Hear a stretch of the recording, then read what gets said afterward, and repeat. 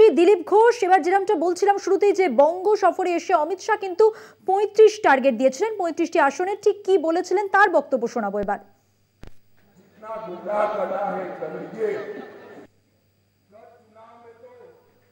Ragging कर आप जीत गई, फिर भी हमारी 77 सीटें आई। 77 कहाँ 0 कहाँ 77।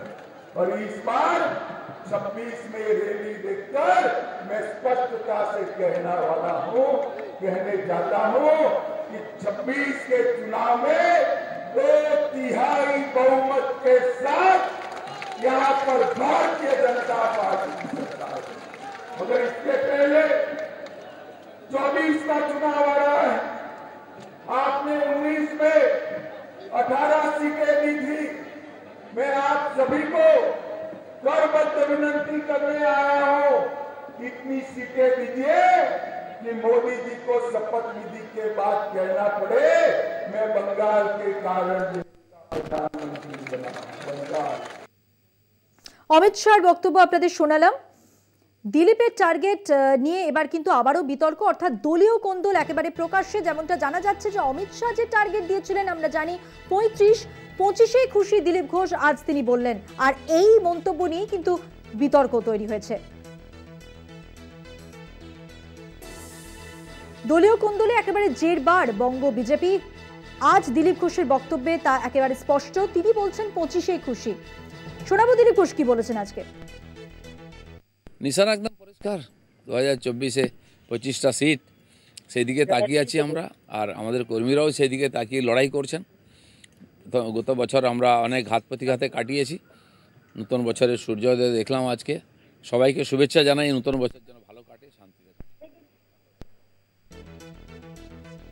কথা বলবো সরাসরি, আমাদের টেলিফোন লাইনে রয়েছেন আমাদের সঙ্গে আমাদের প্রতিনিধি দেবাশিস সেনগুপ্ত। দেবাশিস,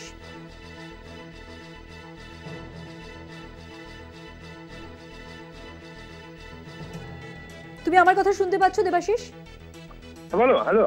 হ্যাঁ, অমিত শাহ যে টার্গেট দিয়েছিলেন ৩৫, সেখানে দিলীপ ঘোষ আজ যা বললেন একেবারে অন্যরকম। যে তিনি বলছেন যে 25-এই খুশি তিনি, এবং এরপর যে যেটা বোঝাই যাচ্ছে যে দলীয় কোন্দল প্রকাশ্যে চলে আসছে বঙ্গ বিজেপি। দেখো, একদমই তাই। যে কেন্দ্রীয় নেতৃত্ব অর্থাৎ বিজেপি কেন্দ্রীয় নেতৃত্ব গত 29 তারিখে এসেছিলেন অমিত শাহ এবং জেপি নাড্ডা। তারা একাধিকবার বৈঠক করে, দলীয় সংগঠনের নেতৃত্ব তাদের সঙ্গে বৈঠক করে, তাদের আইটি টিমের সঙ্গে বৈঠক করে এবং দলীয় নেতৃত্বের সঙ্গে দফায় দফায় বৈঠক করে নিউ টাউনের একটি হোটেলে।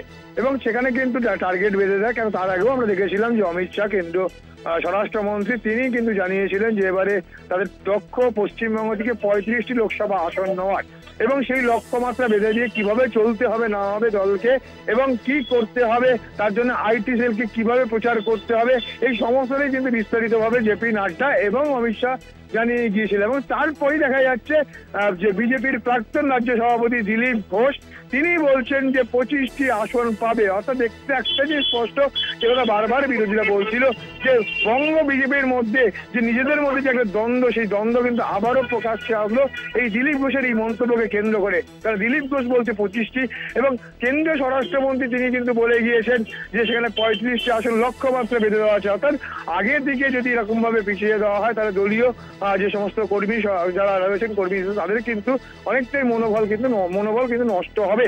এবং সেই জায়গায় দাঁড়িয়ে একদিকে কেন্দ্রীয় নেতৃত্ব বুস্ট আপ করার যখন চেষ্টা করছে, এবং সেই জায়গায় দাঁড়িয়ে প্রাক্তন রাজ্য সভাপতি তিনি একরকম বলছে। যদিও বিজেপির ভিতরকার খবর জানা যায় যে বিভিন্ন ক্ষেত্রে দিলীপ ঘোষ এদেরকে কোণঠাসা করে রাখা হয়েছে, রাহুল সিনহাদের কোণঠাসা করে রাখা হয়েছে, এবং সেই জায়গায় দাঁড়িয়ে থেকে দিলীপ ঘোষের এই মন্তব্য কিন্তু যথেষ্ট তাৎপর্যপূর্ণ। যখন কিনা কেন্দ্রীয় স্বরাষ্ট্রমন্ত্রী তিনি এসে টার্গেট বেঁধে দিচ্ছে, দলের সর্বভারতীয় সভাপতি তিনি এসেন যেমন টার্গেট বেঁধে দিচ্ছে, তারপরে এই ধরনের মন্তব্য কিন্তু বিজেপির মধ্যে একটা দ্বন্দ্ব তৈরি করেছে, এবং জানিয়ে কিন্তু আগামী দিনে এই দ্বন্দ্ব আরো প্রকট হবে বলেই মনে করছে রাজনৈতিক বিশেষজ্ঞরা।